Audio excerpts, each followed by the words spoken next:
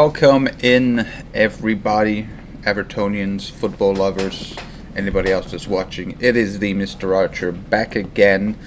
Been gone for a couple of days, made a couple of videos. One of them I put up but was brought down because it had a little bit of footage of the Everton Crystal Palace game.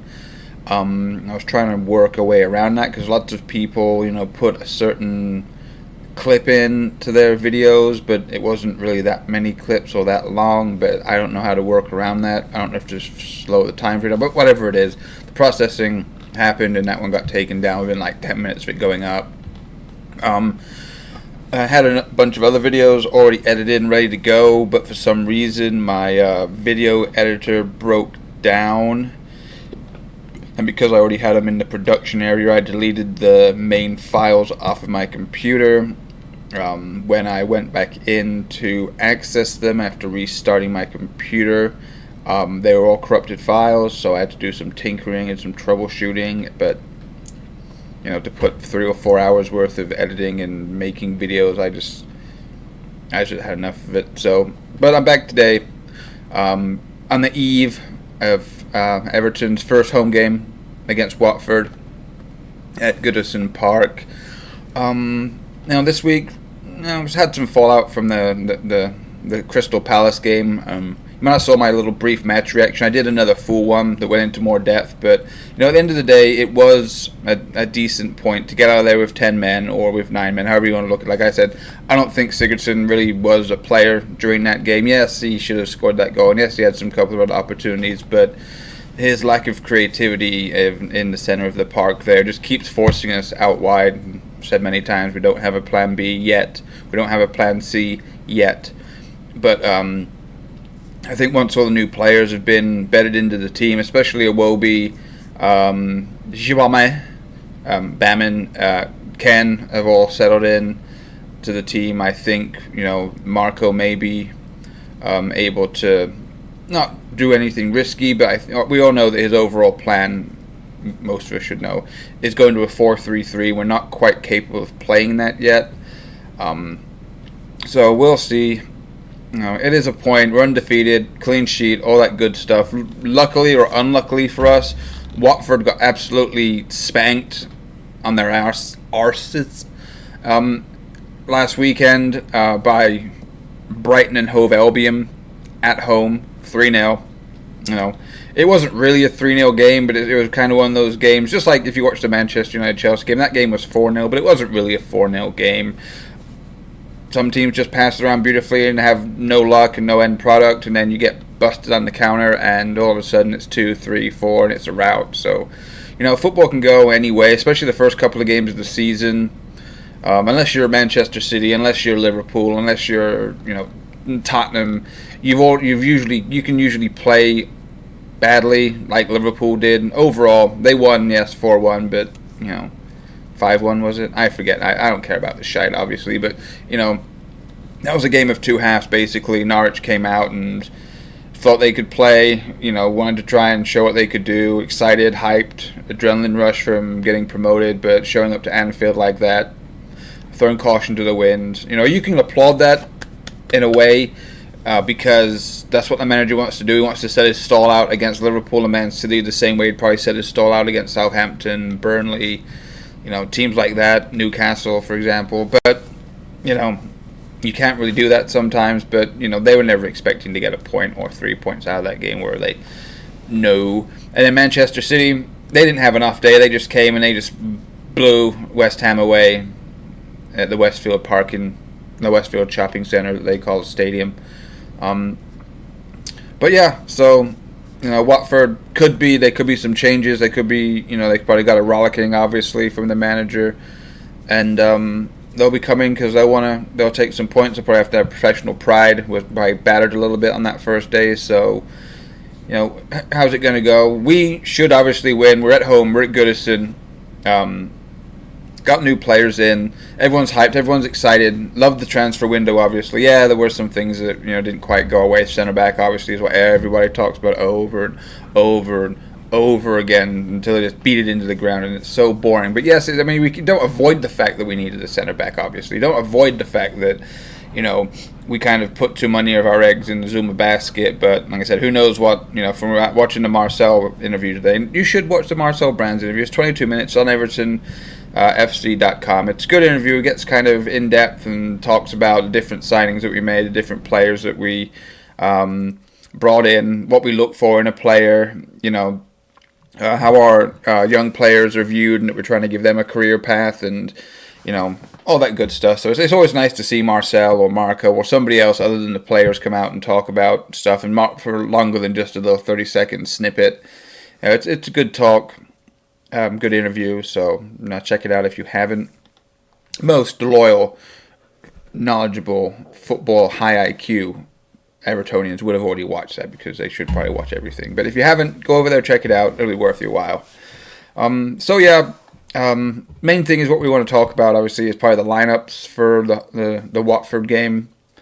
I've got a couple of those, depending on which players are back, so let's just go right into that. Okay. Change of scenery. Got the headphones on for whatever reason.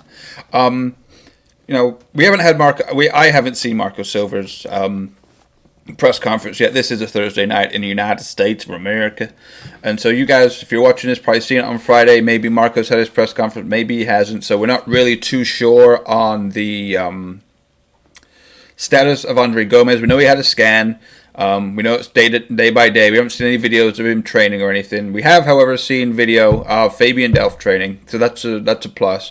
No Morgan Schneiderlin, because obviously he got sent off against Crystal Palace. First yellow card, obviously, was wah, wah, wah. And then the second one was just him leaving his foot in because he's not mobile enough not to foul in that situation. We all knew that was going to be a red card. We can go into whether he should have been taken off beforehand, yada yada, but that's in the past. Who cares?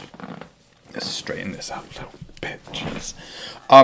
So, let's say that Gomez starts, and let's say that Delph is fit. Here is the obvious, and I say obviously and obvious quite a bit, but this is probably the lineup that we should go with. Same back five: Pickford, Mina, Keane, Dean, Coleman. Middle of the park: Gomez, Delph, Sigurdsson, number 10 role. Yes, Sigurdsson, I know. Bernard on the left, Richarlison on the right, Dominic Calvert-Lewin up top. Ken, not ready to start yet. I don't think we would take the risk of doing that. I don't, no room for Batman in there, and no room for Tom Davis in the center of the park. Those will be our, Gomez and Delph are what we need to start the game if possible. However, let's say that only Delph is fit. Gomez is on the bench, maybe not ready for 90 minutes, maybe not ready at all. The question would be, do we start Jean-Philippe Baman? Do we start him? He didn't do that bad when he came on against Crystal Palace. To be honest, we always highlight the fact, or people always highlight the fact, or remember in their memories, how he gave the ball away, how he was out of position. But if you look at his stats from that game, I'm not going to throw him up. If you're going to be critical of somebody, you should probably at least look at his stats first. So if anyone was watching this video and has been critical of Baman, and then they looked at his stats, obviously, to look at his stats and see that it wasn't really that bad. Look at his heat map. Look at all the other stuff. Don't forget we were down to 10 men also. So, shouldn't really judge him on that. He got baptism of fire and all that for him. And he came out after the game and said, he wasn't ready, not 100%, not played enough in training with the guys, not tactically astute enough yet, and he'll try harder and do better because he knows he has to. Simple as. So that's the formation and lineup if we don't have that. If, like I said, if Gomez isn't ready and only Delph's ready, I personally, I bring in Tom Davis. I don't do the Baman thing. I think it'd be a good game for Tom to come in. He looked lively. He had a bit about him. He can bring the ball forward very well, where Delph can kind of clean up and hang back a little bit. Then the thing that most people don't realize about Tom Davis is that he's really, really good at picking up fouls. And he doesn't flop around or anything, but he's just really good at shielding the ball, getting, his foot in first, getting to the ball first, or, drawing in a defender or a midfielder to make a tackle. So that's what I would go with. Excuse me. If Gomez isn't fit already, if he's just a sub, Delph, Davis, and Sigurdsson in the middle, all the rest of it changes. But what I do also want to address is, if I had my way, if everybody was ticking, if everybody was booming, if everyone was banging, everyone was fully fit, everyone was fully up to speed, I'm going to put up a lineup now which a lot of people may or may not agree with, but I think this is the way that we're going to play in the future. I think that as of right now, because Gylfi Sigurdsson is obviously one of our highest paid players, scored 13 goals last season, instrumental in a lot of our play, he has to be in there. So that the formation, at least the forward line, has to be kind of built around allowing Gylfi Sigurdsson to do what he does.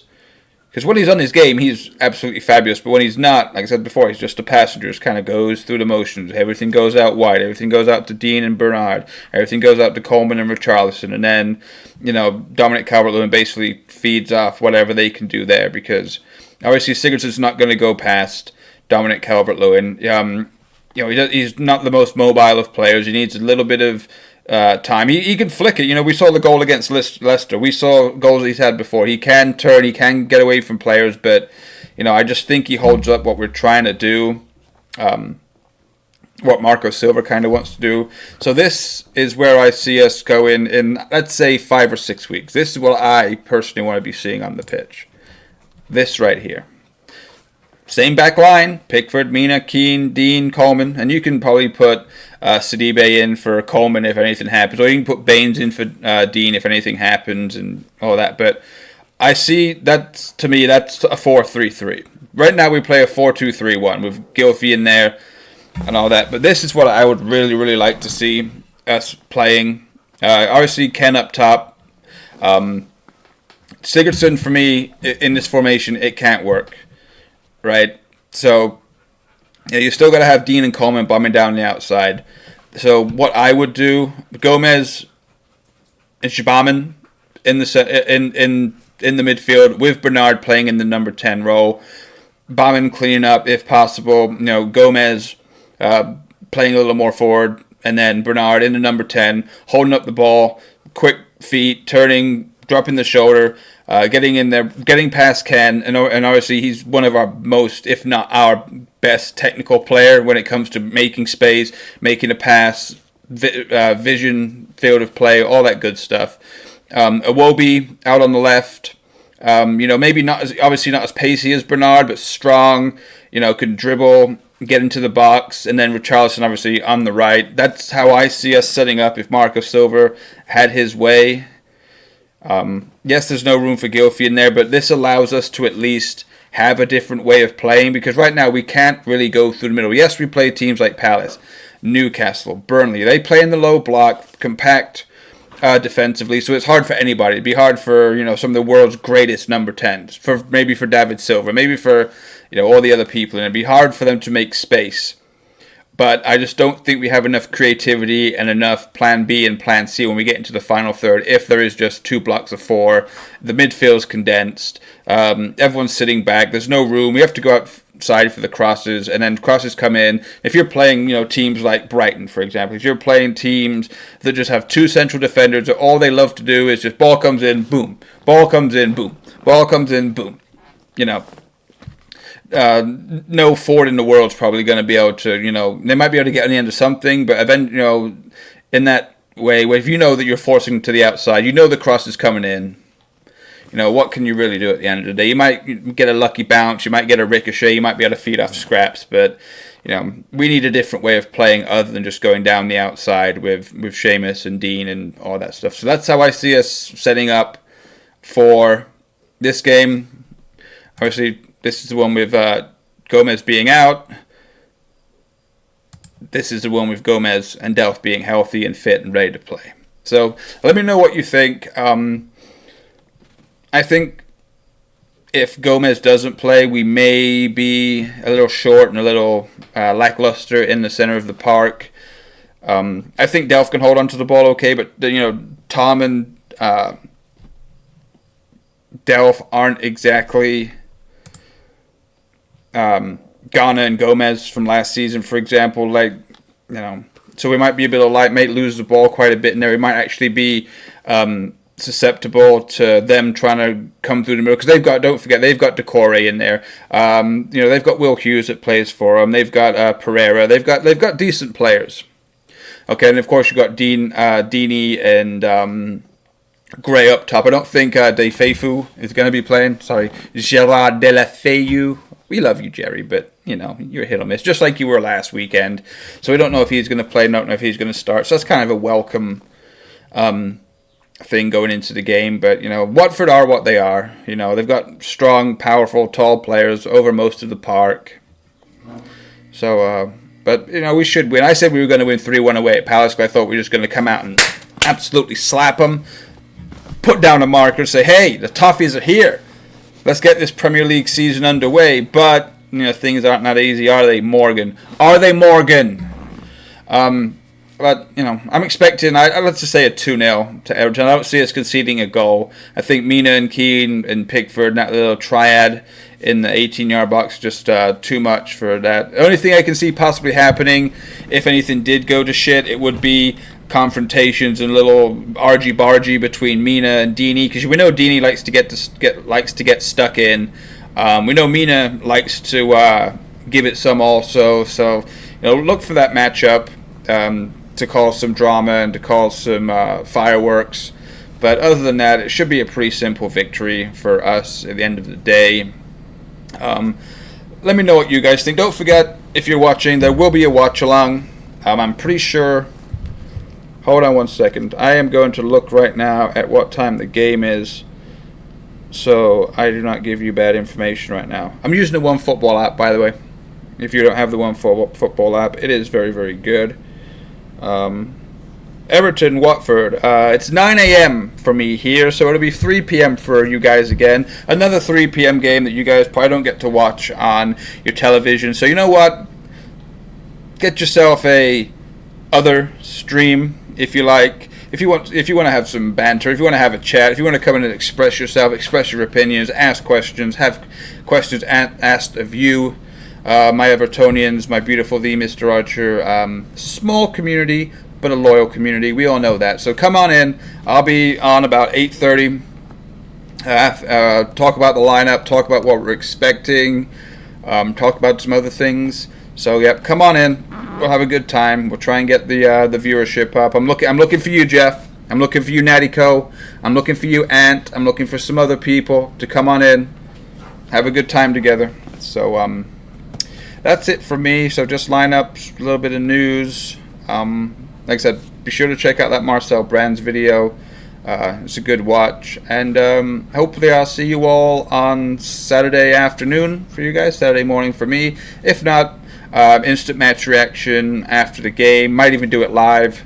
Shut down for 5-10 minutes after the watch along. Boot it back up, do an instant match reaction, and then maybe Sunday, maybe Monday, after looking at the stats, after looking at the tactics, after rewatching the game, give a more thorough examination and a review of the game for you guys. And that's it. I will see you later. Oh, don't forget to like. Don't forget to subscribe if you're new and catching this channel for the first time. If you are a subscriber, if you have enjoyed this as usual, please give it a thumbs up. Please give it a like.